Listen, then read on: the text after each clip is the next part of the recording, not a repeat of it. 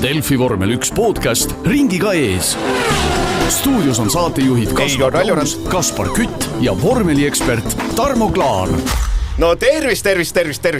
Loodetavasti tuli see välja, et täna pole taas kord Kaspar Uusi, kes on meil teatavasti Jaapanis, aga räägime siis Sao Paulo GP'st.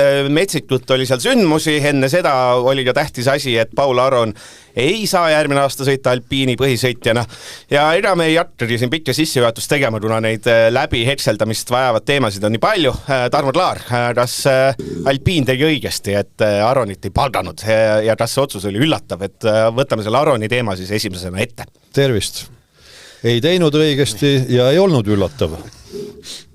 Aga midagi oli teha, nagu ma siin riigitelevisioonis pärast eelmist etappi või eelmise etapi hakul, ütleme siis ennem starti, ütlesin, et paraku eriti tippsarjad mootorispordis, siis vormel 1 on natukene sport, suures osas show ja valdavalt äri.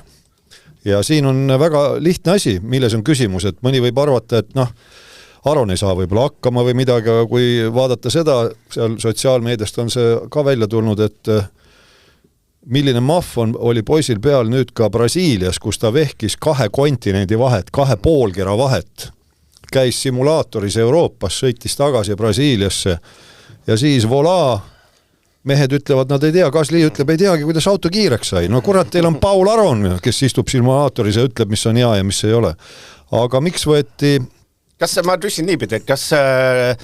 Härra Colapinto tegelikult ikkagi vist, ma väidaks, et ikkagi sõiduga võttis endal koha ära, et ta meil hooaja lõpus viimased 7 etappi oli ju Gaslyga võrdne, ta ju suutis Gasly'le näidata, et sõiduga 1-1 mehed.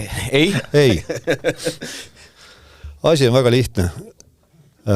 Kõigil tiimidel on küll eelarve lagi, järgmiseks aastaks on tõstetud kõigist, mäletan 215, kas dollari või euro peale, sel aastal on see 130, aga lootusetult viimane on punktitabelis jätkuvalt ka pärast nüüd eile lõppenud etappi alpiin ja lihtsalt on näite, need on jälle lekitatud andmed, 224. aasta preemia summad siis.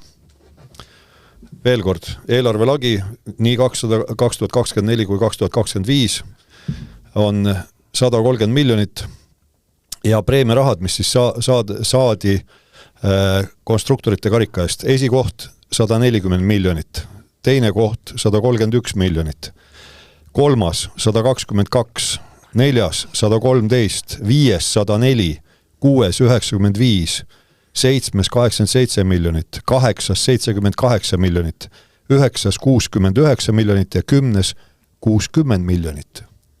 130 on lagi. Nii, nüüd see ülejäänud 70 milli tuleb kusagilt kokku ajada. No ma ei usu, et perekond Aron on nõus see puudu ja 70 välja käima. Ja järgmiseks aastaks isegi rohkem veel, seepärast 215 on see lagi. Kui palju siis auhinnaraha kogu pott on, mis jagamisele läheb, see on nüüd suur küsimus, nii et summa summarum lõpuks ikkagi midagi olnud teha, ega Colapinto, tähendab, ma ei taha selles mõttes teda maha teha, ega ta aeglane siis ei ole, ta on kiirsõitja. Aga paraku tal on puuga rahakott seljas ja alpiin on veel kord lootusetult viimane. Ja selle võrra rohkem peab marketingi osakond vaeva nägema. Kas see, aga see, me ütleme, see, et enne seda Sao Paulo GP, ma tahan Brasiiliat, enne Brasiiliat 7 sõidus 4 tegi Colapinto Gasly'le ära, nad olid valis üsna 1-1. Et ma mõtlen ise, kui seda raha ei oleks, tegelikult ju sõiduliselt mingil hetkel tundus, et ta jõudis Gasly'le järele, et nagu sportlikult ei ole ka ju mingil määral ühtegi argumenti, et välja vahetada. Kui sul ongi Colapinto ja Gasly on peaaegu sõidavad võidu. Enne. Ma ütleks, tervist ka minu poolt. See on siis Kaspar Kütt. Ma ütleks nii, et Colapinto hilisem siis tõus natuke viimastel, et see tegi kindlasti otsustamise raskemaks alpiinil, et võib-olla siin hooaja esimesel poolel oli võib-olla natuke rohkem mängis rolli siin Aroni hea teisti. Lihtsamaks tegis. Jah, täpselt jah, et või tegelikult jah. Lihtsamaks selles mõttes küll, et okei, meil on sõitjad suht samal tasemel, ärme hakka siis nagu rikkuma praegu seda asja, mis toimib, võib-olla see on see alpiini vaatenurk, et niikuinii uus hooaeg tuleb, kõik keeratakse pea peal, kes teab, äkki alpiin on esimene 2026 Austraalias on ju. Aga jah, ma arvan, et siinkohal alpiini vaatenurks lihtsalt võib-olla siuke külmnärv ja loogilisus tasus ära, et paraku jah, Colapintol on ma ütleks miljonites kordades rohkem raha, mitte ainult eurode väärtus, vaid kordades päriselt. Ja ega tulemas, et ei ole tõesti kurta, nii et ei ole otseselt põhjust välja vahetada, et lihtsalt loogiline äriline otsus meie kahjuks. Jah, täpselt õige, äriline otsus, muude midagi. Et kui te vaatate seda alpiini autot, ilusat roosat autot, meil on see võigas kollane nüüd, siis see kollane on, mis asi see kollane on? Time ütles paar aastat tagasi, et maailma 100 tähtsam ettevõtte seas, sest et valitseb Lõuna-Ameerika e-poodide turgu. No nii. Et ei oleks sinna saanud, ei ole Stocker. Et oleks Stocker ja oleks Aron, mis sõitja. Kui Stockeri oleks nii palju miljoneid, et maksta selle eest, siis muidugi. Aga jah, et need sponsoreid on veel alpiini peal täiesti tundmatud, mingid Lõuna-Ameerika, hispaaniakeelsed nimed seal igal pool täidavad, nii et seal see põhjus on, miks Colapinto järgmine aasta sõidab. Jah, täpselt õige. Ja siin on teatavad indikaatorid, mida ma siis ka edaspidi jälgin, et mis peaks siis viitama sellele järgmist aastat silmas pidades, et kas siis Aroni tööga on rahul oldud või ei ole, nii et vaatame, kas läheb nii või lähe. Ma neid oma peas olevaid argumente siin praegu avalikustama ei hakka, aga antud juhul see oli, ma ütlen, puhas äriline otsus. Kuigi ega neil lihtne ei olnud, sest Colapinto, olgem ausad, kas ta nüüd lõhub autosid just, ega ta Kuvalda käes ei lähe seal laamendama, eks ole, aga paraku temaga tikub juhtuma. Ja juhtus ka seekord, eks me sellest räägime. Aga nii ta on, et ega siis auto niisama valmis ei saa, sa pead seal nendele tippinseneridele maksma, sa pead allhankijatele maksma, nii et money talks, nagu ütles ka raha räägib, nagu ütles ka endine Jordani peakonstruktor Gary Anderson otse, kui seal The Race, selline portaal on, mida muulgas, üks paljudest, mida ma vaatan, siis seal noored mehed kõik, üks tõi eriti jabura näite välja, et miks Colapinto valiti. Sellepärast, et Kirstordil oli Mehhiko esimene vabatreening, kus Colapinto oli pool sekundit kiirem.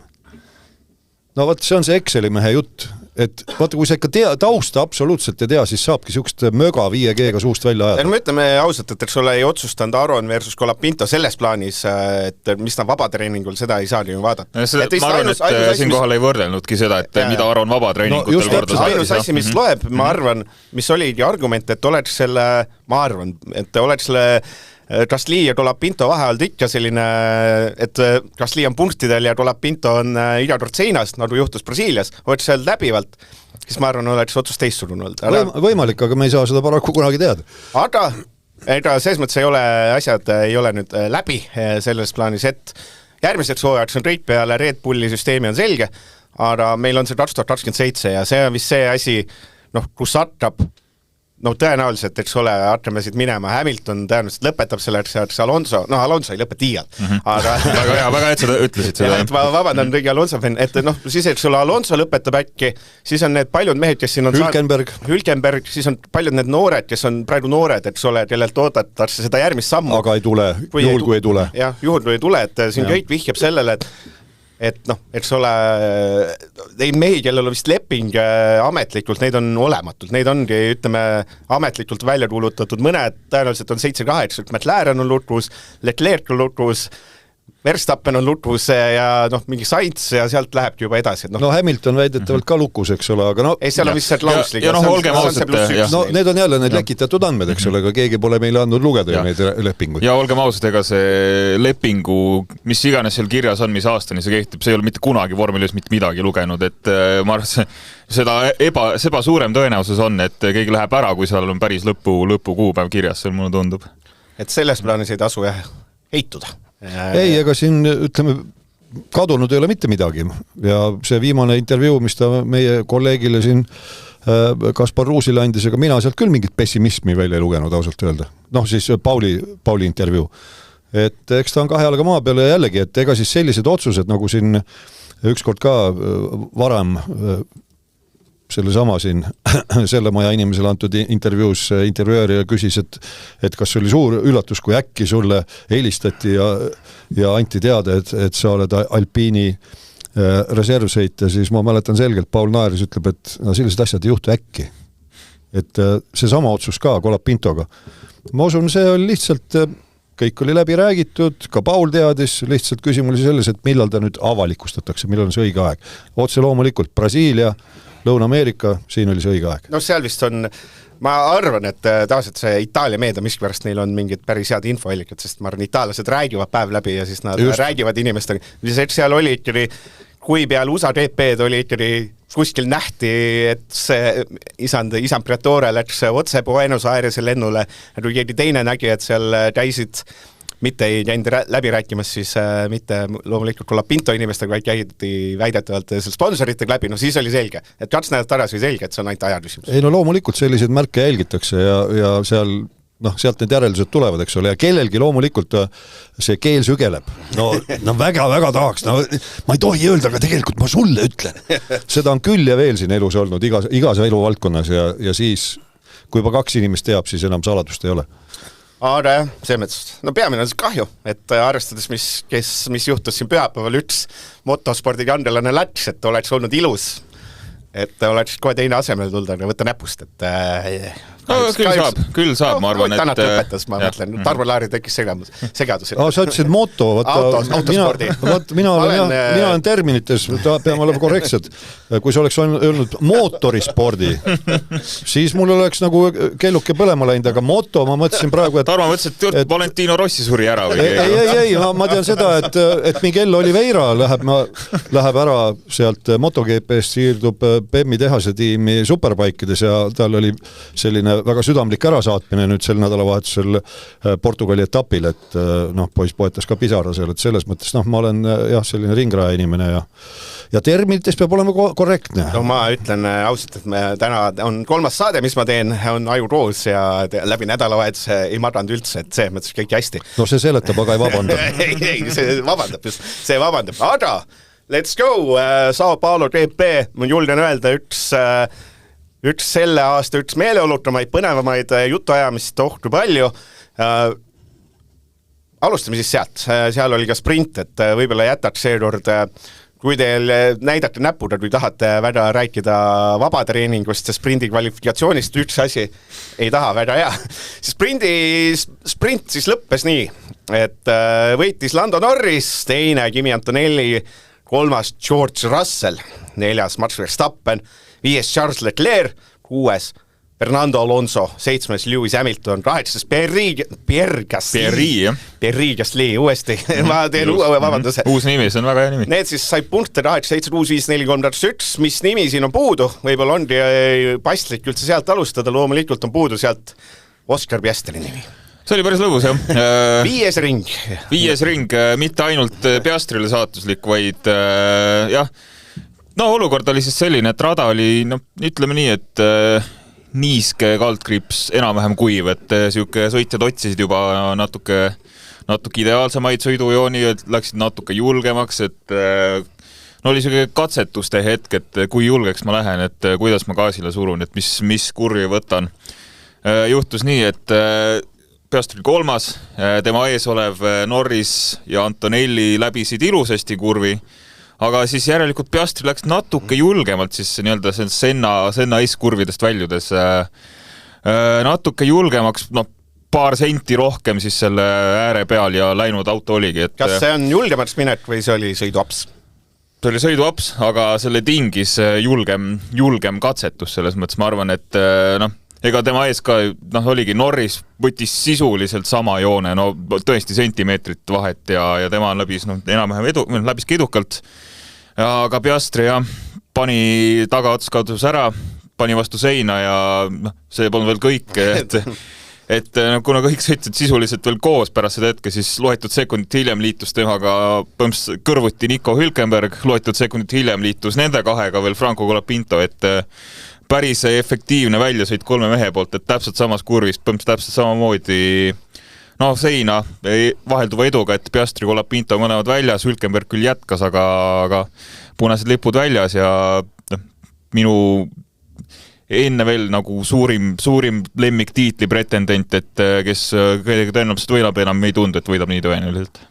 No mina jälle ütleks, et see sõiduaps oli, et see oli lollakas asjaolude kokku langemine, et pärast seal, kui näitas ka lähemalt, siis kui punased lipud väljas olid, siis seal ju see häda, et see oli siis need Senna S-id ja siis see kolmas kurv, sellel on oma nimi, et sealt kolmandast kurvist sise äärekivi pealt püütakse ka kuiva rajaga hästi palju haugata, aga häda oli selles, et seal äärekividel on sellised lohud sees, eks ole, et teha võimalikult ebameeldivaks seda, see eesmärk ongi, et sõitjad väldiksid lõikamist, teha, need äärekivid on siis sellised astmelised ja sinna astmete vahele oli kogunenud vesi, mis ära ei voolanud ja eks seal ringilt, ütleme, rada ju kuivab, see oligi nagu sa ütlesid, Kütt, et kuiva rada, üksikud sellised märjad kohad ja proovitakse aina rohkem seda kuivaraja trajektoori sõita ja tegelikult olgem ausad, seal pärast kordusest lasti ka Antonelli autost ja Antonelli juttu ja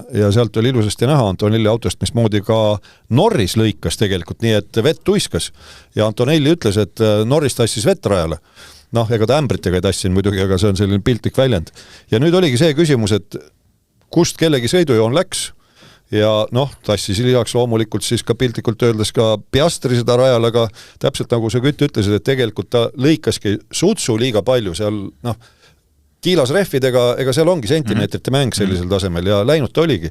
Ja taga ilmselt sama teema oli siis nii Hülkenbergi kui Colapintoga, et võt nendes sellistes kuivavates oludes see ongi väga selline, keerukas lugu, et millal sul on nüüd õige aeg ja kas üldse seda õiget aega tuleb, millal hullult lõikama hakata neid äärekive ja sama kehtib ka väliskurvi äärekivide kohta, et kui sealt ikkagi vesi ära ei lähe, siis seda on küll ja veel nähtud, kus minnaksegi jälle, veetakse see trajektoor hästi laiaks, hästi sujuvaks, et võimalikult hea algkiirenduskurvist välja saada ja kui seal siis on märg ja sul on need kiilasrehvid autol all, millel mustrit ei ole, siis see rajalt pühkumine on väga kiire. Nii et mina ütlen, et see oli selline lollakas asjaolude kokku langemine, ma seda otseselt nüüd sõiduveaks ei nimetaks, aga muidugi väga halval ajal tekkis see. Mu lemmik kogu selle, ütlen pärast sõitu, ma olin üpris masendunud, aga internetist natuke lohutust leidsin vandenõuteoreetikutelt, kes siis väitsid, et Norris tõi meelega seda vett rajale. See paneb meid jällegist mõtlema, et vormelifännid vaimsele tervisele natuke, või vähemalt nendele vormelifännide tervisele natuke kriitiliselt peale vaatama, aga jumal teab, see oleks üks ülimalt geniaalne viis, kuidas vastast segada tõesti. No ja võib-olla tal oli koguni eraldi paak, tõmbas kangi ja lasi vett. See ongi see, Ei, no hea küll, jah, eks seal igasugu lolluse võib välja mõelda. Siin sellele ma küll alla ei kirjuta, ma olen küll ise ka suur vandenõuteoreetik, aga see on nüüd liig, mis liig. Ühel mehel sai ja see nädalavahetust, enne kui lähme lõppsprindi nende tulemuste juurde, ühel mehel sai veel nädalavahetus läbi üsna ruttu. Portoletto, päris selline nägi ikka päris robustne see pauk välja, et selles mõttes selline aga, mees jäi terveks, see on peamine, selle auto korda timmimine, see oli vajus võimatu missioon vist. Jah, sellepärast, et seal oli ju see lugu, kuna oli sprindi nädalavahetus, siis loetud tunnid olid sprindisõidu finiši ja põhisõidu kvalifikatsiooni vahel ja poiss jõudis autosse minna, aga vist isegi ei jõutud käima panna, kell jooksis 0 kvalifikatsioonis, nii et Portoletto põhisõidu kvalifikatsioonis mitte meetritki ei sõitnud. Auto oli ikka nii sodi, et see oli selline paras Lego kokkupanek. Aga see pauk oli ikka küll, ma oli päris hull, üks selle hooaja, Mart oligi kõige suurem pauk, Jack Doohan pani ka ju siin hooaja alguses natuke sarnaselt, aga sõidu sees kindlasti kõige suurem pauk ja hämmastav, et oligi sekundid hiljem oli autost väljas, juba minutid hiljem oli tegelikult nagu üle vaadatud ka arsti juures öeldi, et pane edasi, sõida edasi, kui vähegi saada. Mis on, selles mõttes ma ise sellest ei saa aru, selline pauk, mis iganes miljon G-d seal on. 57 G-d vist oli, jah? Arstid vaatavad, mine pane.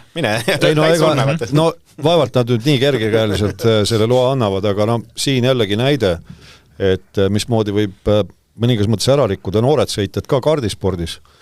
Et Vormel 1 on ikkagi tippsari ja see on, need turvareeglid on ju verega kirjutatud, et kellel võimalust on, ma ei tea, kas YouTube'is enam see video sellisel viisil üleval on, nagu ta algselt oli, kui Mika Häkkinen Adelaide'is 1900, see oli siis 95 tagarefi purunemise tõttu või aeglase tühnemise tõttu sõitis rajalt välja ja otse refivalli ja refivalli rida oli ainult ühekordne ennem kaitsepiiret ja siis vaadata seda aegluubis, mismoodi inimese kael venib nagu kummipaela otsas. Tol ajal ei olnud mingit Hansu, nagu nüüd on.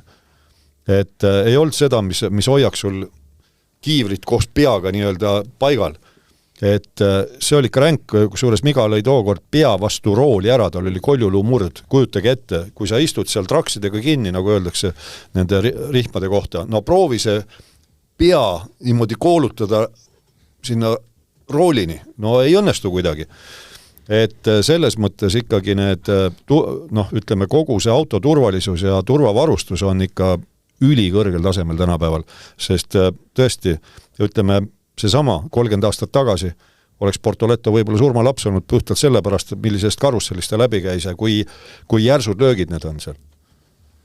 Aga sõidu juurde minnes, siis tegelikult saime ju päris ägeda esikoha heitluse, et Norris võitis, et see Norrise on esikoha heitluses, see on ju täitsa oodatav, aga see, et lahingvandja talle kõikidest sõitjatest oli Kimi Antonelli, mis me jõuame selles Antonelli oli ka põhisõidus ja kuidas Antonelli nüüd selline mees ühtäkki on, et ta ongi, kas talle selle rada sobib, on see nüüd mingi uus tasemetõus, mis asi see oli? No ta ongi andekas, ega siis miks ta... Toto Wolff niisama ei otsinud ta üles, et ei, ma arvan, et Antonelli poolt kindlasti sobib see rada, et F2-s nad ju F2-s nad ei sõitnud seda, et tema jaoks põhimõtteliselt täiesti uus rada. Mis teha, mõni sobib paremini ja võib-olla tõesti oli siuke üles tõusmise moment talle või siuke nagu särav moment, et ta on ju, hooaja keskel oli tõesti raskustes, aga mulle tundub ikka, et viimased 3-4 etappi on ta päris tublisti esinenud ja George Russell oli põhimõtteliselt iga seanss selja taga kindlalt. Ja pakkus lahingut küll Lando Norrisele, et väga tore, et Norris ei saanud päris niisama eest sõita, vaid päriselt ka Antonelli püüdis, vahe oli kogu aeg seal sekundi, 2 sekundi vahel isegi alla sekundist ja puudu jäi? Paar millisekundit veel. Ma arvan, et Mercedes auto võib-olla lihtsalt ei suutnud veel päris nii hästi, kui McLaren hakkama sai, et ega palju puudu ei jäänud selles mõttes, võib-olla isegi ringidest jäi väheks, aga tore sõit. Jah, kõik klappis kuidagi, et meeskond leidis õiged seaded autole ja poiss vigu ei teinud ja nii see tulemus tuli. Jah, ja Russell 3. see oli, alustas 4. Piastri kukkus vahelt ära ja lõpetas 3. Oma olemuselt loogiline.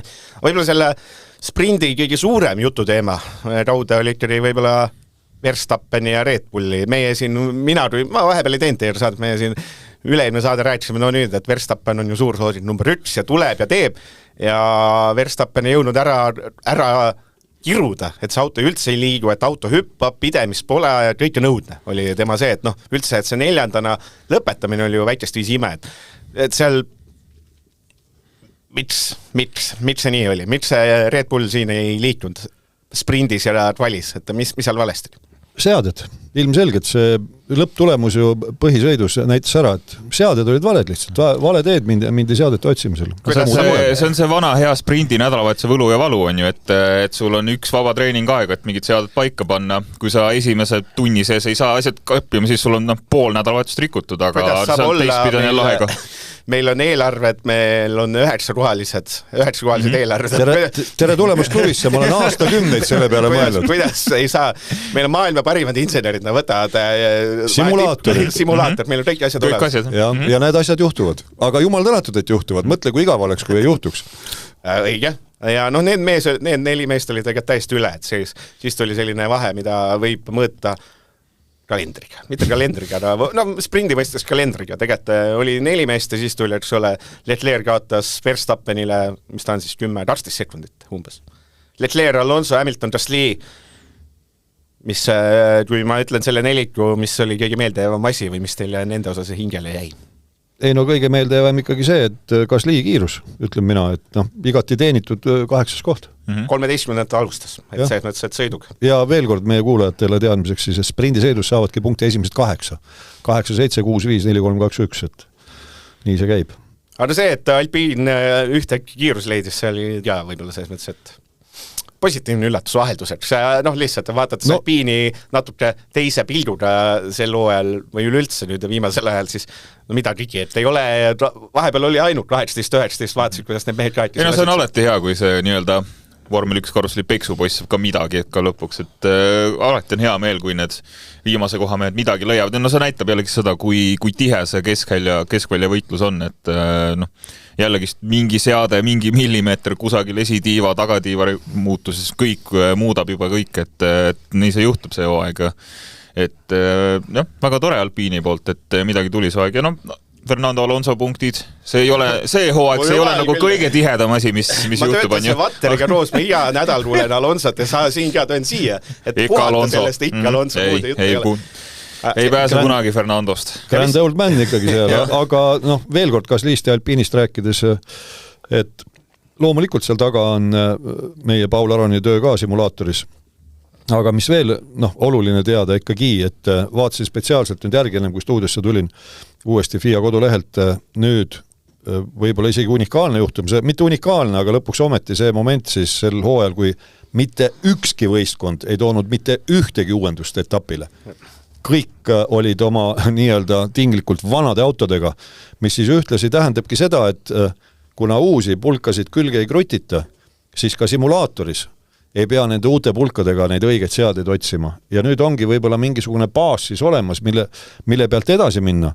Ja võib-olla need teised, kes on kogu aeg uusi pulki harjanud külge kruttima, tinglikult öeldes, nemad olid nüüd segaduses, et ei tulegi midagi uut, kus me nüüd eelmine kord pooli leeme.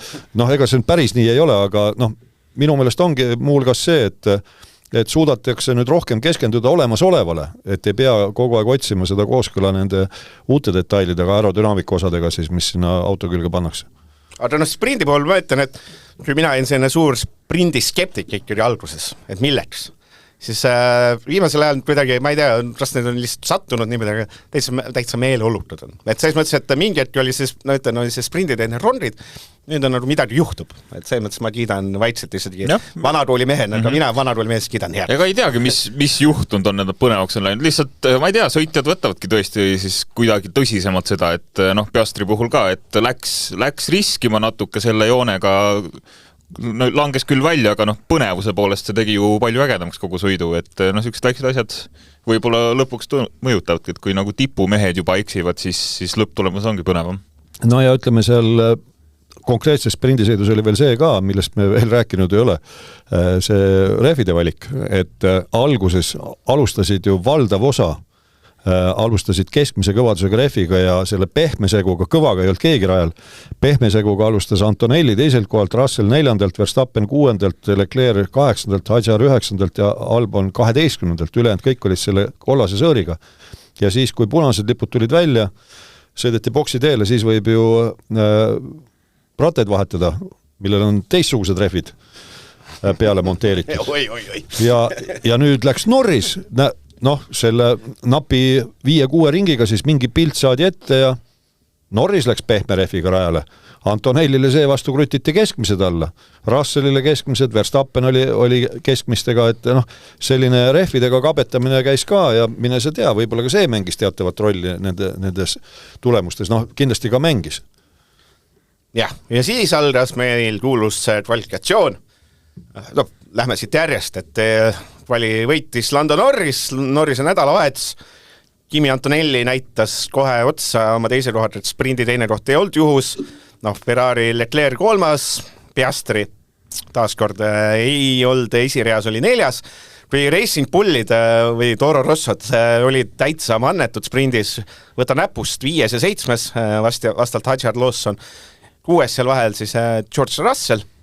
Ja siis edasi PRI, Beerman, Gasly, Hülkenberg, aga targem kuuleja saab aru, et siin ei ole ränd läbi eelkõige ühtnime, Verstappen jäi kinni esimesse valisse.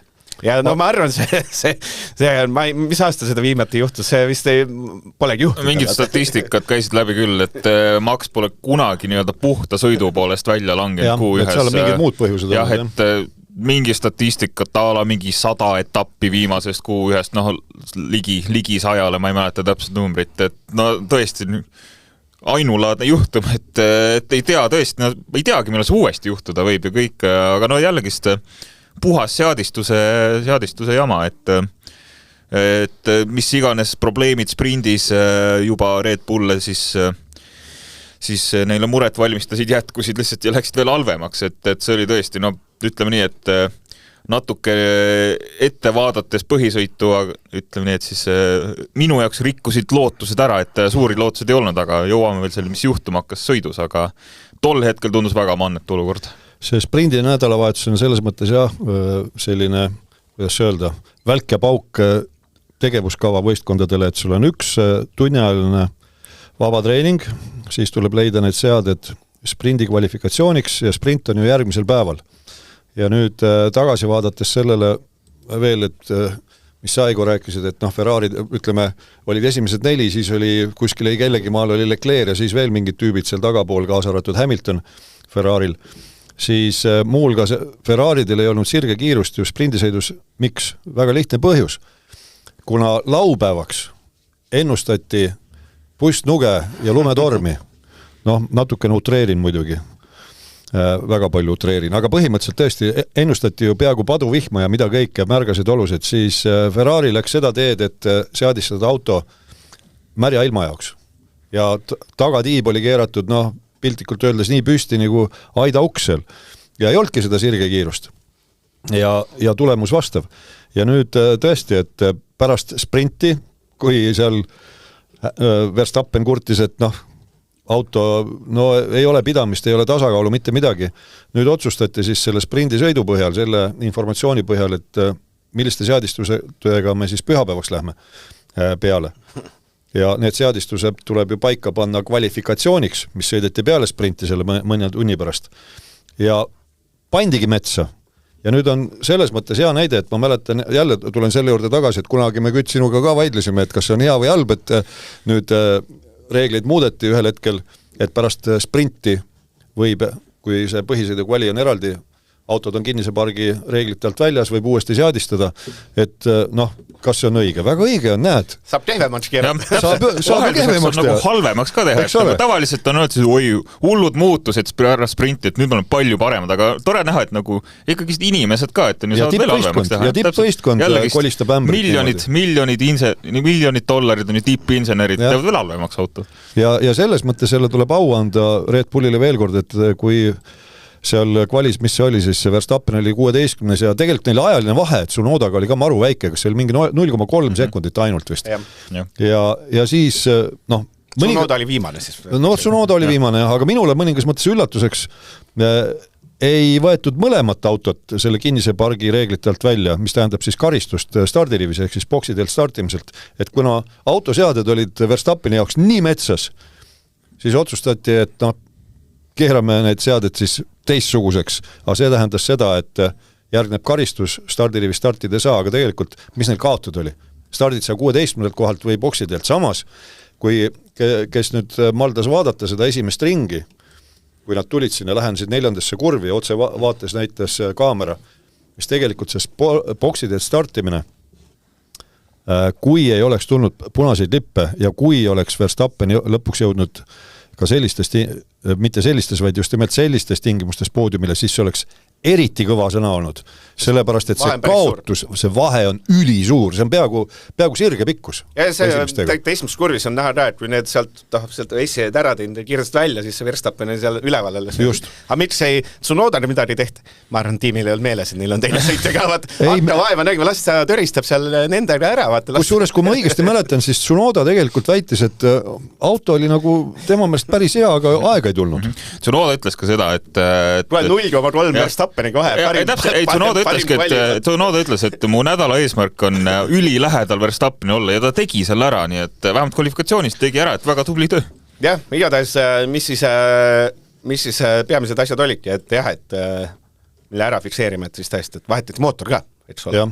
Et see on peamine asi, mis tehti siis Verstappeniga ja sinna vist muud ei olegi esialgu siit. Sest, et meil tuleb teeme kohe ära.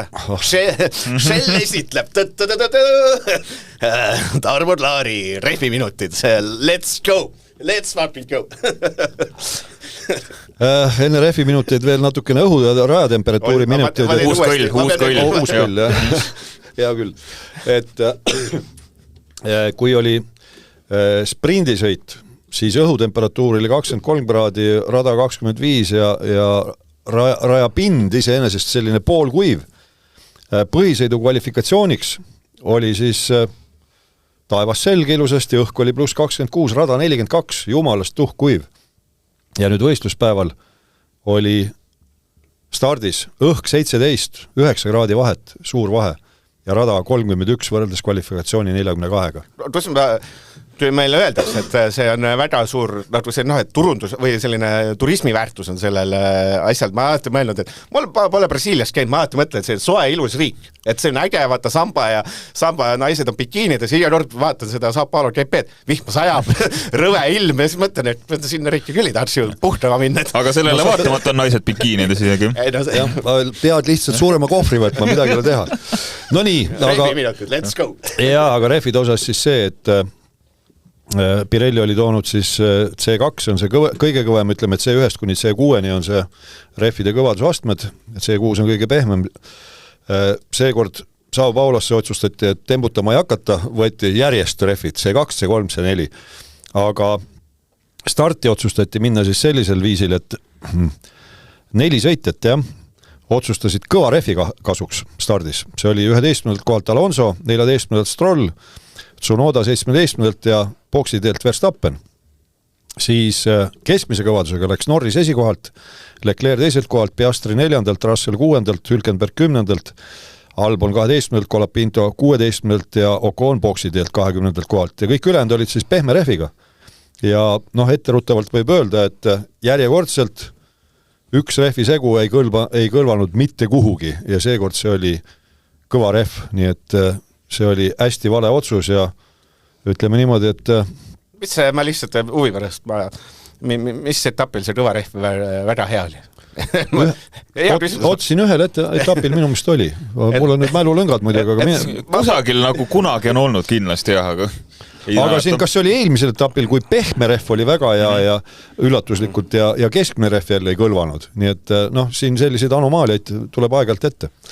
Aga siis tuli start, ma selle stardi asja rüseluse praegu jätan.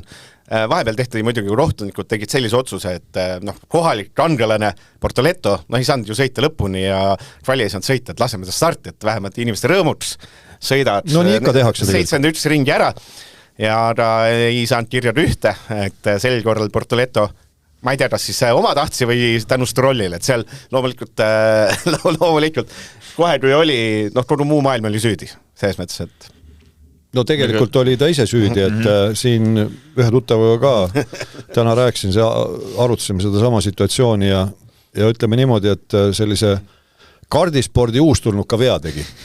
Et kui keegi ütleb, et seal vormel 1 kollanok ja uustulnuk ja käige puu taha inimesed, ma olen seda väljendit juba kasutanud ühes saates, nad sõidavad mähkmetest peale. Kardispordis kogu aeg minnakse külje kõrval kurvi. Alamastmaa vormelide sarjades samamoodi, neil meestel on ratas sõitmisest süle ja seljaga kogemusi, nii et seda lolli juttu ei ole vaja ajada, et kogenematusest lihtsalt, eks seal oligi esimest korda vormel 1-ga kodupubliku ees, tahtmine oli näidata ja vale koha peal läks näitama, läks see meelest ära jälle, et esimesel ringil sõit ei võideta, küll aga kaotatakse. Jah, küllap täpselt pinge tahtmine räigelt esineda, mis iganes, juba nii-öelda luhta lõin nädalavahetust siis heastada, mis iganes. Aga mul ikka meeldib, et alati on keegi teine süüdi. Alati, Grosjean ju ka ütles kunagi, kummitus Magnussen on süüdi, et ta turvaautoil seina sõitis. Kedagi teist saab alati süüdistada, see on ka vormeli nagu põhiõpetus, mulle tundub. Aga loomulikult siis väike paus ja lähme edasi ja siis tuli Hamiltonil läks ka, fikseerime ära, et Hamiltonil läks... see oli nüüd tõesti selline, et vanameistril jooksis juhe kokku. Hamiltonil fikseerime siis ära, et ta alustas 20 keskelt kuskilt, ma nüüd peast... 13. kohalt vist oli. Samal ajal, kui Leclerc oli väga kõrgel, et Hamiltonil oli juba aia taha läinud nädalavahetuse, siis see läks lõplikult. jah, Hamilton on ju ka see vend, kes alati ütleb, no Brasiilia mu teine kodu, et armastan Brasiiliat kõik, et tal ka sisuliselt tal on ülihästi läinud, jah, täpselt. Talle anti ju. Ta on Brasiilia kodanik. Tal on tegelikult ülihästi Brasiilias läinud, et noh, tundus ka, et tavai, nüüd see nädalavahetus tuleb, et Hamilton lõpuks ometi midagi teeb, no ei teinud. Kuidas see teinud? Tegi, sõitis omal esitiiva autol küljest ära. No okei, seda küll, jah, päris see oli täiesti algajalik viga, et selline nii nagu need F1 TV-ga kommentaatorid ütlesid ka, total miscalculation, et täielik valearvestus.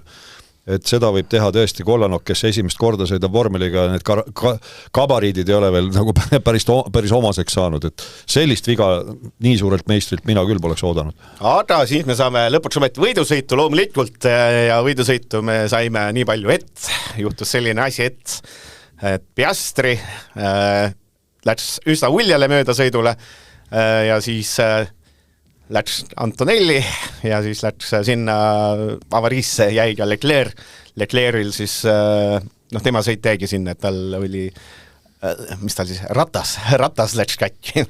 Velg läks puruks ja sealt tuli ref maha. Ja siis loomulikult, ma teen nüüd selle ja see õigustatult sai Piastri selles 10-sekundilise karistus. Ei saanud. Yes. Väga hea. Rääkige siis see asi läbi ja öelge, miks see 10 sekundit on. Ma räägin oma versiooni kõigepealt ära, et ma olen seda ka nüüd särgi alt ja särgi pealt vaadanud neid kordusi, et siin mul ühe hea tuttava endise Eesti tippvõidusõitja väljend meeldib, et Exceli mehed pääsesid pulti. Hakkasid nüüd sentimeetriga mõõtma, mis need tänase päeva möödasõidu kuidas see korrektne siis on, mitte reeglid, vaid juhised ütlevad FIA poolt kinnitatud ja Vormel 1 sõitjate assotsiatsiooni poolt heaks kiidetud reeglid. Et sa pead, kui sa seest poolt lähed mööda sõitma, siis sa pead pidurdusmaa peal olema juba kõrval nii palju, et su esirattad on vähemalt kohakuti mööda sõidetava peeglitega. Piastri oli peeglitest pikalt eespool pidurdusmaa peal. Ja sa pead olema samas asendis vähemalt, nii et su esitelg on kohakuti siis vähemalt mööda sõidetava peegliga ka kurvi puutepunktis ehk inglise keeles apexis. Ja Exceli mehed vaatasid, ei olnud. Ja tõesti ei olnud. Aga see on väga lihtne.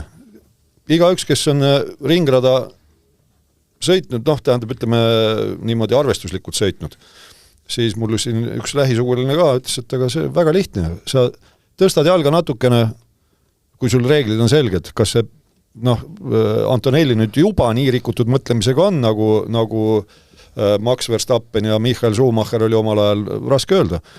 Aga tõstad natukene jala piduripedaalilt ja sa oledki plaksti sut sees pool. Ja teine vend seda reeglit ei täida ja ta on karistusalune. Tegelikult, kui seda situatsiooni vaadata ka aegluubis, siis ise ma mõtlesin, et huvitav, et mis põhjendusega FIA välja tuleb selle karistuse puhul, et kas see, et see lisaklausel on ka seal möödasõidu juhiste juures, et auto peab olema, see möödasõit peab olema kontrollitud, et auto ei pea väljuma kontrolli alt. Niimoodi vaatad, rehvi suitses, äkki ei olnud. Oli. Ta jätkuvalt see vasak sisemine esirehv tõesti kergelt blokeerus, aga ta jätkuvalt keeras, ta oli juba äärekivi peal praktiliselt, kui nad kokku põrkasid.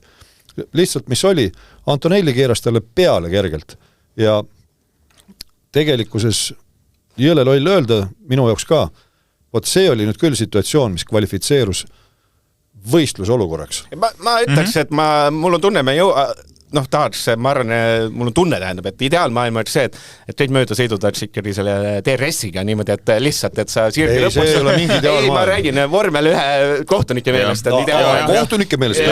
See on see Muhamed bin Sulayemi ideaalmaailm, kus... Ideaalmaailm on see, et jumala eest keegi ei üritaks mööda sõita ootamatutes kohtades, et ei üritaks seal pidurdusega, vaid ikka DRS-iga, et sa oled juba... Ja viu ja hops ikka, sirge keskel juba. Õige on see, et igal ringril on 2 kohta, 2 sirget, kus saab mööda sõita teha, kõik muu on keelatud. See ei ole õiglane. Et olge ausad, jah, see oli see, et ma ütlesin õiglane, tahtsin lihtsalt natuke kusjuures, kui me mõtleme selle peale, et tihti peale, võtame kas või Austini etapp, kus seal esimeses kurvis oli ilge mäsu ja mitmetel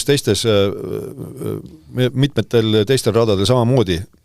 Esimene ring, esimene kurv, vaadatakse kuidagi läbi sõrmede neile asjadele. Nüüd oli ka kordusstart ju tegelikult. See oli kordusstart.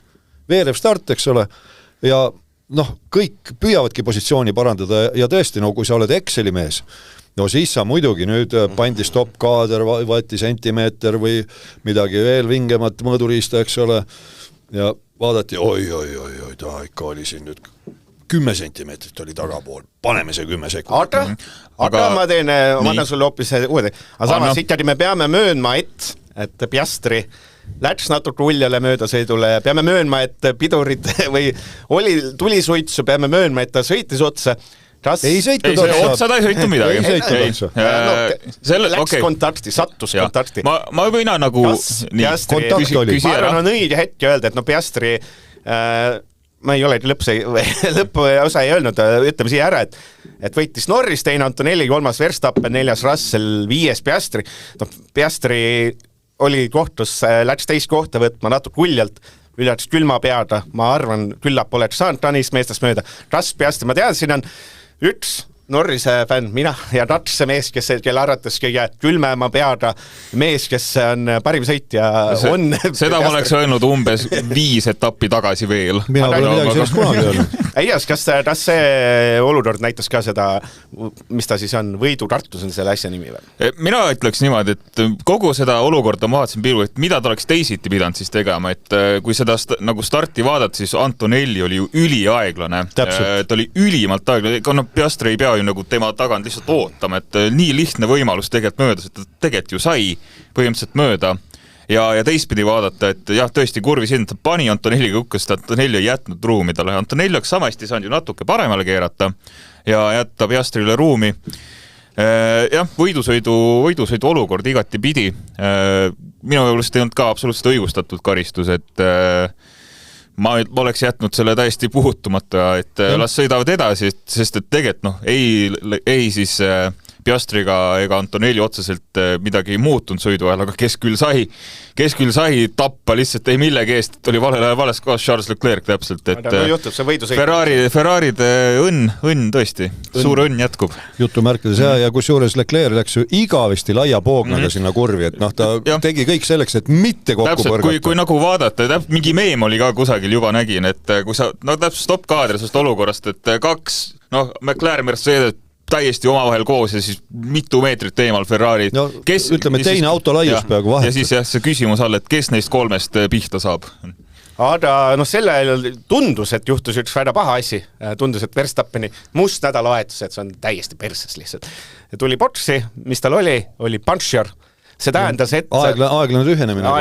Kusjuures ta oli selleks hetkeks tõusnud 13. kohale juba. Et oli nähtamatu turvaauto oli selle jälle raja peal. Ja siis oli, ma eeldan, et see plaan oli see, et selle kõva rehviga sõit oli kõva rehv. Nii kaua sõita kuni võimalik, aga pidid tegema strateegia ümber ja sealt võib hakata minema. Et mis siis juhtub hakkas? Verstappen hakkas tõusma, et ta vist oli 10 ringi pärast, oli vist 12. 23. ringiks oli juba 4. Et sõitis seal, ja see mõttes, et kiirus oli ootamatult selline, et Norris, kes kuldes lõpuni, või tähendab kuldes esikoha suunas, siis tegelikult Verstappen oligi sama kiire mees.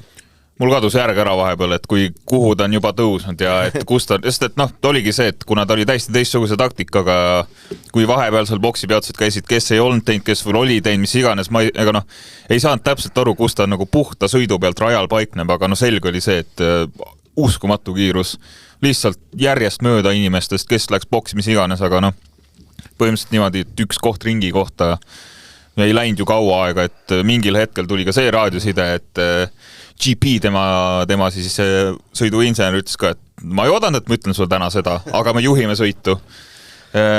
Vahepeal mulle korraks tundus, et ta võibki ära teha selle, et mis on nagu Maxil veel puudu nagu kõikides saavutus, mis ta on juba teinud, siis see ikka, et olla esimene ainus mees, kes on boksi peatus või nagu boksi teelt võidu võtnud, et mulle tundus, et see võib täna ära juhtuda. Kui oli eelmine aasta, kus ta oli 17. kohalt esimeseks vist oli, siis tundus, et nassi, mida ei saa ületada. Ja siis oli korraks, oli äkki. Tegelikult ikka saab. Täitsa perse. Siis korraks oli küll, see vist on see Verstappeni aasta. Aga lõpuks, kas maailm on pahane? Osad vormelifänni väga pahast. Et miks? Verstappen ei pannud lõpuni. Ei, ta sõitis ju finišilipu alt ilusasti läbi, mis jutt see on, keegi ei jaksanud lõpuni vaadata või, aga kusjuures tegelikult ega me ei tea lõplikult, võib-olla see oligi hea, võib-olla see oligi ütleme kõige vägevama selline väike kaasaaitamine kuskilt pilvepiirilt, et see aeglane tühjenemine rehvil tuli, sellepärast et kõigil teistel, kes kõva rehviga alustasid, sõit läks põhimõtteliselt metsa. Ei see vist oli, mul on tunne ka, et see oli selline, ma ei tea, mis eesti keeles on, aga selline... No vedamine põhimõtteliselt, ütleme lihtsalt. Et see võis olla vedamine, aga ütleme põhimõtteliselt kogu see sõit oli ju jumalast äge. Et igas faasis, peaaegu iga koha pärast käib heitlus, nii et mul siin paber on üsna täis kribatud, palju ma neid asju siin pärast kasutan või kasutan teine jutt, aga ma ütlen ausalt, et selle sõidu jooksul ma paljud möödasõidud jätsin lihtsalt kirja panemata, lihtsalt nautisin, kuidas vennad 16. 17. kohal pusivad ja sõidavad võidu ja täiesti kartmatult, et selles mõttes ma arvan, et kogu see publik hoolimata sellest, et Portoletol esimesel ringil see võidusõit lõppes, said ikkagi show'd vaatemängu täie raha eest. Verstappen käis veel Porsche'is, oli see koht, mis on inimesi vist pahaseks ajanud. Et seal vist oli see hetk, kus tiim ütles, et nende rehvidega ei tule vist lõpp. Seal oli see hirm, et oleks võib-olla vastu vidanud rehvid, aga kui nad mingisuguse seina vastu löövad, siis see kaob nii kiiresti see sooritusvõime ära, et sa nagu langed tõesti nagu kivi lihtsalt, et seda momenti vältida, et sa kukud kohe teiselt kohalt 7, mis iganes on ju, siis tegid sükse igaks juhuks boksi peatuse. Aga me kõik teame, et kõige targemad insenerid ja taktikapanijad on diivani peal. Nende arvutused näitasid, et oleks saanud lõpuni sõita. Kusjuures mitmes eri riigis istuvad nad diivani peal. Ja on igal alal tavalised spetsialistid. Aga ütleme, et see kolmas Verstappen, mis ta ma ei tea nii palju neid möödasõite lõpuks olid, ma ei ole see numbrit jälle näinud. No lugemata arv, sellepärast, et pärast iga boksi peatust tehaks jälle hakkas nagu nullist peaaegu pihta. Ma ütlen, et täitsa hull sõitna. See on kõige pöörasem, enam väga palju pöörasemad, sa ei saa kolmandaks tulla. Ja niimoodi, et kogu maailm mõtleb, et see on geenius. Minu arust boksi teelt pole keegi kunagi poodiumile tulnud. Ei, poodiumile on tuldud, seda isegi meenutada. Alain Prost, keegi veel, Mansell, jah. Keegi oli veel, et seal on olnud jah, et teiseks on sõidetud, aga võitnud ei ole mitte keegi läbi. Aga vanal ajal poolt konkurentsi, vaata.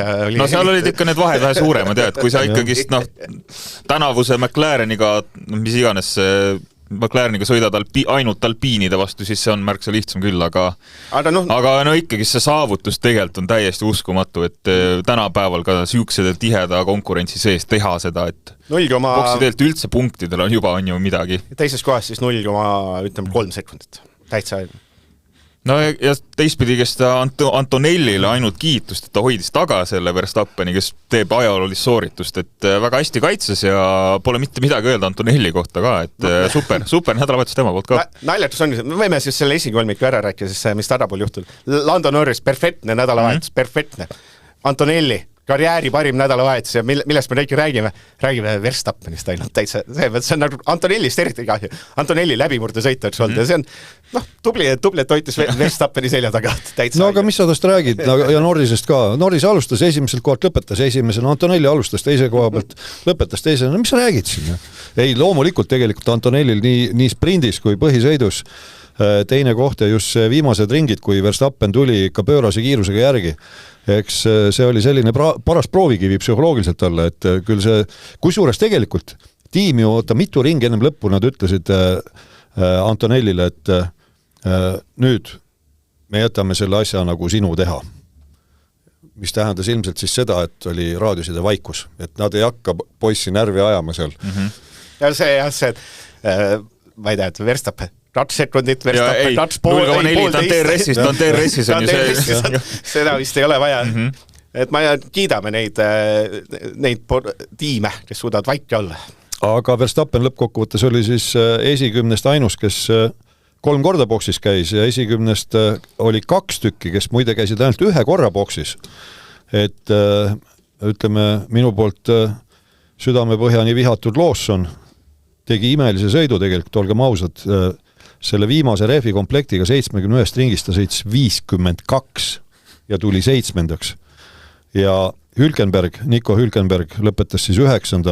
sõitis ka ühe boksipeatusega, aga temal jälle esimene lõik oli, üsna võrdselt olid nad jaotatud, nii et ta sõitis 35 ringi, aga mis veel, kui lõpuprotokolli vaadata, pärast ma sõidu ajal ka kuulsin, seal ei ole, ei viitsi seal kogu aeg kerida seda ajavõtu pilti, sellepärast, et tahaks sõitu ka vaadata. Aga mis oli märgiline, ütleme, need refireeglid on sellised, et neid peab hästi süvenenud lugema ja mina ei ole seda endale ka lõpuni pähe õppinud. Seal on ju niimoodi, et vabatreeningutel tuleb teatud hulk rehve tagasi anda rehvi tarnijale, lõpuks sõiduks jääb mingisugune hulk rehve, mis siis tähendas seda, et kui lõpuprotokolli vaadata, siis Norris tegelikult oma viimase vahetuse sõitis selliste rehvidega, mis olid kvalifikatsioonis ja treeningutel juba all olnud 9 ringi. Nii et võistlusel viimase vahetuse ta sõitis 21 ringi nende rehvidega, millega ta finišiliport läbi jõudis. Aga kokku olid need 30 ringi sõitnud. Antonellil olid 5 ringi vanad rehvid kasutada veel viimaseks lõiguks. Siis Verstappenil olid tutikad, sellepärast, et ta kukkus nii vara välja sealt kvalifikatsioonist, tal jäid nad lihtsalt järgi. Ja kellel veel olid uued võtta, oli see sama Lawson, kes oma keskmise kõvadusega 52 ringi sõitis. Ja tema võistkonnakaaslane Hadjar samamoodi oli uutega, aga ülejäänud kõik esikümnes olid päris mitu ringi kasutatud rehviga, nii et eks sealt tulid ka need kiiruslikud vahed välja, aga mis veel lõpus ja mida ka siis ametliku televisiooni kommentaatorid rõhutasid, et viimastele punktikohtadele, kui näitas seda pilti, kui stardifiniši sirgele jõudsid, siis nad ütlesid, et ei, see sõit ei käi turvaauto taga praegu, sellepärast, et vahed olid ju 0,3, 0,2, 0,3. Hull rong tekkis. Hull rong oli seal lõpus. Seal oli siis Lawson alates 7. kohast. Lawson, Hadjar, Hülkenberg, Gasly, Albon, Ocon, Sainz, Alonso, 8 meest vähem kui 3 sekundi sees. No ongi alates Lawsonist, kes täiesti uskumatud kaitsed tegelikult tegi küll täiesti viimase ribani kulunud rehvidega. Just, et selles mõttes müts maha, et ma ütlekski, et tal vedas, tal selja taga oli Hadjar. Oleks seal mõni muu vend olnud, võib-olla oleks proovinud hullumeelselt mööda minna, aga see, et sa Hadjar võib-olla sellist kamikaatset ei tee. Üks asi see ja teine asi, Hadjar oli ka nende keskmise kõvadusega rehv, õige, Hülkenberg oli Hadjari taga pehmetega, nii et võib-olla seal Hülkenbergil olid juba piiri peal need rehvid, aga Hadjaril olid märgatavalt värskemad võrreldes Lawsoniga, aga ilmselt ma arvan ka, et seal mina nende autodesse seekord ei istunud sõidu ajal, et Joosis raadiosides öeldi ka, et säilitage kohad, et tegelikult vahet ju ei ole, kumb on 7, kumb on 8, punkte saame ikka ühe palju, et ärge nüüd lollusi tehke seal. Aga väga tubli töö, et ja kui vaadata seda punktiseisu tegelikult, kui selleni nüüd jõuame, või sa tahad veel millestki rääkida? On meil keegi rääkimata, meil on rääkimata, mainime siis ära, et 4. oli Russell, 5. Piastri midagi oli näppude vahel ja siis Berman tegi varjatult ägeda nädalvahetus ka. Jah, ülikõva ise ta ütles ka takkajärgi, et hea küll, paar meest kukkusid vahelt ära, muulgas siis Leclerc, eks ole, ja tegelikult ka mõningas mõttes, niivõrd kuivõrd Hamilton, kuigi jah, holdem nüüd. et Berman tegelikult oli kvalis ju oli 8, et ta oli Hamiltonist eespool, et Bermanilt ülitugev võidusõit ja siis, kui Haas tõi oma viimased uuendused, nüüd on Berman lausa nagu tiivad kasvatanud omale, võrreldes Oconiga. Ocon on nagu mustlane mädas seal, eks ole, igavesti hädas kogu aeg, aga Berman on täitsa... Absoluutselt. Ja see võtab asja kokku, et Berman oli tõesti 8. kvalifikatsioonis ja ta on ülimalt pettunud. Nagu ta keeras siis oma viimase kiirema ringi kusagil läks midagi mäda, tundis, et mul oli top 5 nagu moment olemas, ma oleks saanud seda, et kui sa juba sellega pettunud, siis järelikult on midagi väga hästi läinud autos. Ja kõlakad juba liiguvad, muidugi need on hästi üle võlli mõningas mõttes, aga mine sullu tea, kus suitsu seal tuld, et Berman on ennast nii hästi näidanud ja Hamilton täiesti ära kukkunud, et ilmselt tuleb ühel hetkel pigem varem kui hiljem vahetus, ehk siis, et järgmine aasta enam Hamilton ei sõida, mida mina ei usu. Ei, seda me rääkisime ka, et järgmine aasta kõik vanurid tahavad teha selle ühe hooja, et äkki lotovõit. Just, uued autod ju, täis, kõik on uus komplekt, et äkki tuleb lotovõit. Kuigi ma arvan, et seal Ferrari kuskil on see, et kurat, ma arvan, Ferrari teeks ära selle lükki juba. Et annad selle noorele vennale, aga võta näpust. Aga selles mõttes lükki, et teevad ära, et siis Hamilton Haasi. Vot see oleks kõva. Vot see oleks nagu tõesti ajalooliselt naljakas moment lihtsalt, et noh, tipu nagu üks all-time parimaid tuleb ikkagist, no Ferrarisse võtab selle Ferrari tiitli ära, mis iganes, ei mine Haasi, saa hakkama nüüd Haasis. No nagu üks naaberrahvas meil ütleb väga agressiivne, et unistada ei ole kahjulik. Aga ma loen selle punktiseisu ära, me muidu Norrisest ei rääkinud üldse, et võib-olla siin räägime Norrisest, ma teen kohe küsimuse ka, et MM-sarja üldseis tipus, mis on oluline hetkel. Lando Norris 390 punkti, Oscar Piastri 366, Max Verstappen 341. Kas Lando Norris nüüd sisuliselt, vaadates hetki hoodu ratsvõitu järjest, kas ta nüüd sisuliselt on nagu ülisuur MM-sarja soosik? No ta on suur favoriit, ta on suur, aga mitte ülisuur just veel. Sellepärast, et esikoha eest on jagada veel 83 punkti. On 2 tava võistlusnädalavahetust ja 1 sprindinädalavahetus. Nii et siin neid punkte on jagada küll ja veel ja mootorispordiga tegu, ega siin igasugu jama võib juhtuda. Ega no, praegu Norris sõidab ideaalselt, ta teeb tõesti nagu imelisi sõite, ta on nii palju nagu muutunud vahepeal, et mis muutus? Plus tal see... No ma arvan, et see... Käis posija juures äkki. Ei, see Sandvortis, kui ta katkestas teiselt kohalt, siis no ilmselt see klõks käis ära, mul ei ole mitte midagi kaotada, et ma hakkan lihtsalt nüüd sõitma ja sellest hetkes jätkuvalt sõidab, et noh, nüüd on nagu midagi kaotada ka, aga noh, mis iganes seal juhtus, see on nii hästi toiminud, et lihtsalt jätkan sama rada. Ta ise on vist öelnud, et ta ei kuula enam seda muust maailmast tulevat räpp, et on mingi saadetes mingid Tarmo Laarid ja Raspar Kütid räägivad, et kui siit mees sa oled, et ta ütles, et loobus meie podcasti kuulamisest, taskuhäälingu kuulamist, aitab küll, seda paska tema ei taha kuulda. Norris mitte loosta, aga Eino Laiusest ütles, et mis tal küsiti käest, ütles, et ma ignoreerin kõike välismaailma nüüd, et ma arvan, ta on natukene võib-olla on see fa mees olnud, et ma öö läbi panen siis striimin ja kuulen ja möllan ja vaatan Twitteris vastan, et võib-olla natukene teeb seda asja vähem. Ilmselt küll, jah. Ja ma ei tea, mis vastupidiselt siis Piastriga on juht. No vaatame eelmist hooaega, kus Norrisis oli see nii-öelda peksukott on ju, et esimese tiitli heitluse käkib niimoodi ära, siis Mark Piastri on täpselt samamoodi, lihtsalt ta ei ole kunagi seda pinget enne kogenud. Sellist pinget, noh, vormel tippsarja kõige olulisem tiitli heitlus võlus. Muidu veel kord, Piastri senist elukäiku vaadates on ju niimoodi, et esimene aasta vormel 3 meister, järgmisel aastal klass kõrgemale vormel 2 kohe laksust meister. No neid selliseid näiteid väga palju ei ole, mis viitab sellele, et kutt on ülikõva igate kanti, kõva sõidumees ja just kui psüühika oleks ka ülikõva, aga näe nüüd, eks siin on mitu asja koos, ma arvan, et arvatagu mis tahes, mind võib siin sõimata raudselt Lando Norris on McLareni pailaps, selles ma ei kahtlegi, see on üks asi, aga teine asi on täpselt see, et Piastril natukene seal kõrvade vahel on ka pahasti, et noh, see pinge, ta võib tunnistada seda või mitte, aga ilmselgelt see on. Ja jälle tuleb veel kord meelde, mis ma ilmselt eelmises saates ka rääkisin, et Jenson Button meenutas oma seda ühte ja ainsat meistritiitli aastat, et kui ta hakkas pingsalt mõtlema, et nii, nüüd ma olen liider, nüüd ma ei tohi teha seda ja seda, pean seda ja seda vältima, siis kõike seda ja seda ta just tegema hakkaski. Kuigi alateadvuses püüdi, või noh, alateadlikult siis vastupidi, kuidagi läks kõik nuripidiselt, et noh, ei ole vaja üle mõelda lihtsalt, aga jah, punkte vaadates siis mitte midagi pole otsustatud jällegi. Üks katkestamine, 0. Ja, ega Norris pole ka väljaspool seda ohtu, et sõiduviga isegi võib sisse tulla, et iga hetk võib seina sõita. Samasugune lugu võib olla nii, nagu praegu Leclerc'iga oli. Täiesti süütu kannataja, näiteks. Ja Buttonil oli see, et ta vist...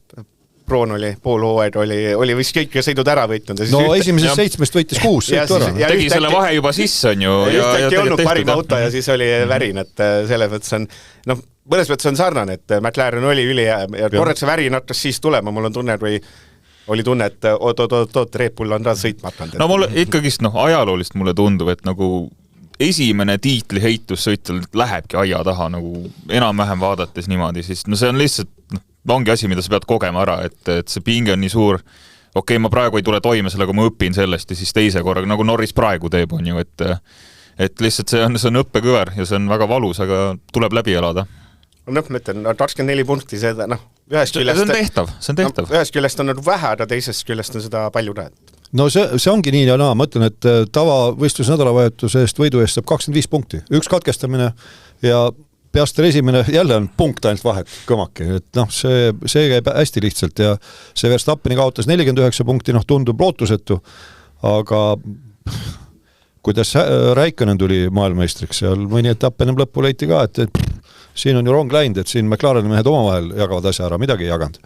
Jäid venelikult kahekesi teiseks punkt maas Räikkönenist, aasta oli 2007. Aga kui seda meeskondlikku arvestust vaadata, siis siin on tegelikult ikkagi ülipõnev 6. kuni 9. kohani, et noh, näiteks vaatame, et kes meil on siin siis Racing Bulls sai 10 punkti ja tõusis 6. 82 punktiga ja eelneval 3 etapil oli ta nullipoiss, mitte midagi. Nüüd möödunud etapil Aston Martin, kes on kokkuvõttes 7, jääb siis 10 punktiga maha, Racing Bullsis sai 3 punkti, Aston Martini selja taga Haas Ferrari 8, 70 peal, aga sel etapil teenis 5 punkti rohkem kui Aston Martin ja nende vahe on ainult 2 punkti ja siis on 62 punkti peal on Sauber, kes nüüd teenis 2 punkti, nii et 20 punkti lahutab 6. kuni 9. kohani ja kui me vaatame seda raha jagamist, siis see on jämedalt 6. ja 9. koha vahe on 30 miljonit. Olgu ta siis dollar või euro, vahet ei ole, rahad on käsitamatult suured. Ja ärmeda Alpini said mõlemas punktid ja nüüd eelmisest kohast ainult 40, et juba ainult 40, jah. Et kui ainult esikoha eest on jagada 83 punkti, aga mõlemad sõitjad toovad ju punkte, et mine sullu tea, äkki juhtub ime. Aga ei, tegelikult ka, ega see möll on seal tihe ja noh, mis siin Red Bull ja Ferrari, need ka vahetasid kohad. Red Bull teenis 20 punkti, tõusis 366 punktiga 3. Ferrari teenis ainult 6 punkti ja nüüd on 4 punktiga maas. Ja pluss Mercedes läks väga hästi. See mõttes, et see, kui meil oli alles 3 tiimi eitluseks, eks ole, siis Mercedes 398 ja Red Bull 366, et seal see... Aga noh, see ei ole ka jällegi nagu ületamatu takistus, et piisab ühest väga halvast etapist Mercedesele, oletame, et mõlemad Ferrarid on poodiumil, on jälle kõik lahti. Ja mõlemad Mercedesed nullipoisid, nii nagu Ferraridega seekord juhtus, nii et ei, siin selles mõttes tehnikaspordis veel ei ole õnneks 3 etappi ennem lõppu ei ole veel mitte midagi otsustada. Ma lihtsalt ütlen, et mõlemad Ferrarid poodiumil, et mulle meeldib, et väike konjat on tehtud enne saadet, et pole veel juhtunud. Ma räägin, et sõite, kus on mõlemad mehed on põhisõidus 0 ja Ferraril on 3, mõlemad poodiumil seni 0, et selles mõttes, et olge ausad, see on tõenäosem, et on täitsa 0 ring. No tsiteerides Kalev Kruusi 5-0, aga 6-1, nii et tehtav. Nii, me teeme siis selle rubriigi enne, et kõik märkmed, mis on olulised ja on Tarmo Laari, ma ei tea, kes seda esitab, siis Delfi esitab Tarmo Laari märkmed, mida me ei jõudnud läbi käia, aga määriks märkimist. Ma ütlen nii pööraselt palju asju, et siin on saade, tahtsin, et ei läheks väga palju üle tundi. Tund on juba roos ja me pole ruuri jõudnudki veel. Mis mõttes oleme ikka, terve sõit on läbi hakitud ja nii mõndagi veel, aga ega siin palju enam pole, on see, et nüüd karistuspunktide poole pealt võib kergendatult hingata Max Verstappen, kes vahepeal oli siin ohutsoonis, ta nüüd 2 punkti kukkus ära, nüüd ta on 6 punkti peal, 12 punktiga teatavasti peab ühe järgmise sõidu vahele jätma, aga Oliver Bearman on nüüd ikka vägagi nii-öelda, kuidas öelda, kikivarvul viimased 3 sõitu, sellepärast, et temal kukuvad järgnevad 2 punkti ära 23. mail 2026 ja temal on hetkel koos 9 punkti. Ja kui ta korraldab midagi sellist, nagu ta Silverstone'is korraldas näiteks, kus ta boksiteele sõites põrutas seina punaste lippude all. Ja seal ta sai palju, kas ta sai 4 punkti koguni siis vist. Et siis on täitsa tehtav üks võistluse vahele jätta. Ainult Beerman sprindis sai 5 sekundit hiljem trahvi, see mõttes tohtliku sõidu eest. Et see mõttes mingi ajatrahv, mis ei mõjuta midagi, ülikasulik anda, aga et no see mõttes ta ikka Vaikselt korjab ikka. Noor poiss 20 on täitsa hull. See on täitsa loogiline, et korjab. Minu laps on varsti 20, see on täitsa laps on alles, et tuline peaks. Et selles mõttes jah, et hetke seisuga kõige suurem patukott on siis Oliver Bearman, kellel on 9 trahvipunkti koos, 7 on Strollil, Lawsonil ja Tsunodal, aga 0 peal on jätkuvalt minule täielik üllatus. No, kes on üldse selle hooaja väga positiivne üllatus minu jaoks. Isaac Hadjar. rahulik mees, nagu me kõik teame. Väga rahulik mees. Tänu me ütlesime, et selline tasakaalukas sõitja. Ja peale tema on veel nullipoisid, siis heas mõttes nullipoisid Esteban Ocon, Nico Hülkenberg, Gabriel Portoleto ja Fernando Alonso. Mis see Adjariga vist see brittide ülekanne rääkis ka, see, kui ta läksin enne sõitu. Kusagi väga on tasakaalukas mees, kui enne sõitu, nad räägibki nagu see, et räägibki nagu selline täiskasvanud inimene. Ei, no meil lasti ju raadios... Ma mõtlesin eelmise aasta põhjal, ma mõtlesin, et ta on debiil. Meil ju lasti ju raadiosid juppi meile sõidu ajal, kui võistlusinsener hästi entusiastlikult või energiliselt andis talle teada olukorrast, mis tal rehvidega on ja millised eelised tal teiste ees on ja siis tuli selline kuidagi nagu, ma ei oskagi öelda, nagu väikse lapse laadis selline reaktsioon, et ärge karjuge minu peale, aitäh. No, vastmise vormel 2 me kõik mäletame, see oli piip.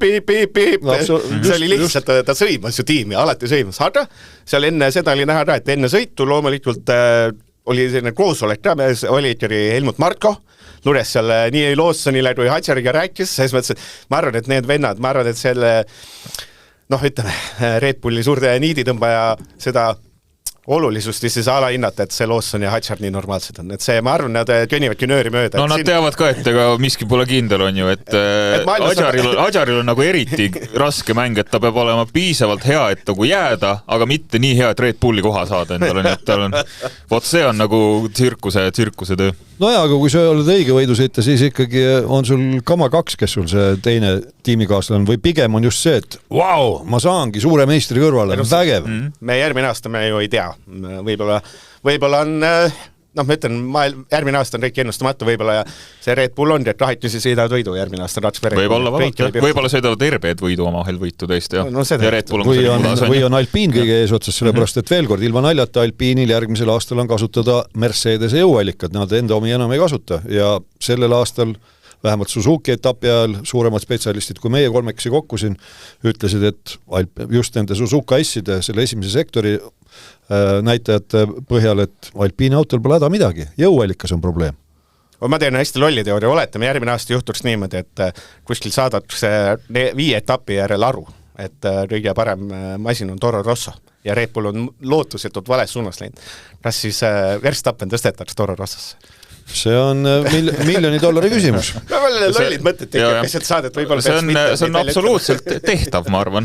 Kindlasti on tehtav. Teoreetiliselt täiesti võimalik. Sest väidetavalt kõik Red Bulli sõitjad on sõlminud lepingu Red Bulliga, mitte kummagi võistkonnaga. Nii et selles mõttes väidetavalt jällegi lekitatud andmetel neid võib kabetada nii, kuidas pähe tuleb seal tiimi pealik.